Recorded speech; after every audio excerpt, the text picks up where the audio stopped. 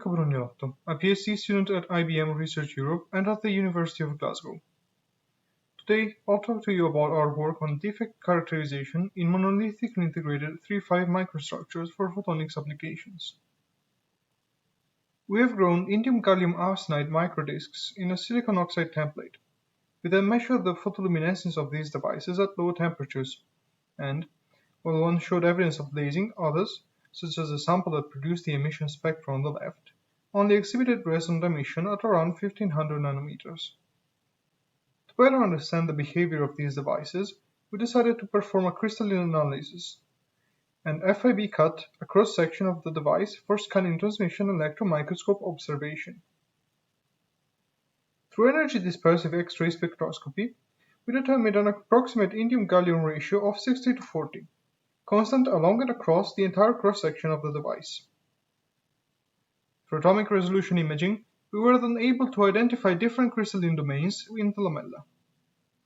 This was done by comparing the pictures recorded at the microscope and the Fourier transforms of the patterns defined by the 3-5 atoms on the low Miller indexes planes that were imaged, with analog images resulting from lattice simulations.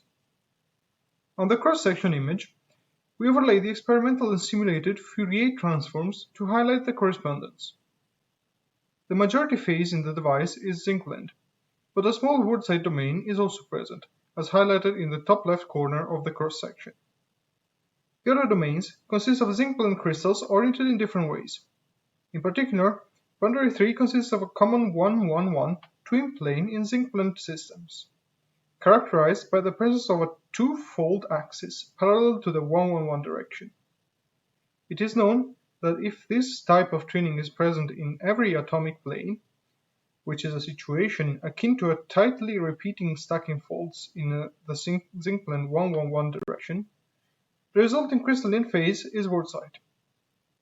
This might explain how this small domain on the top left has come to be.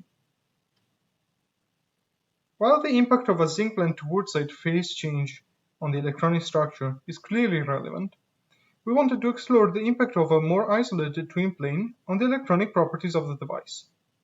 A comparison between a pristine lattice and a single and double twin structure has shown that the impact of these defects on the density of states is small.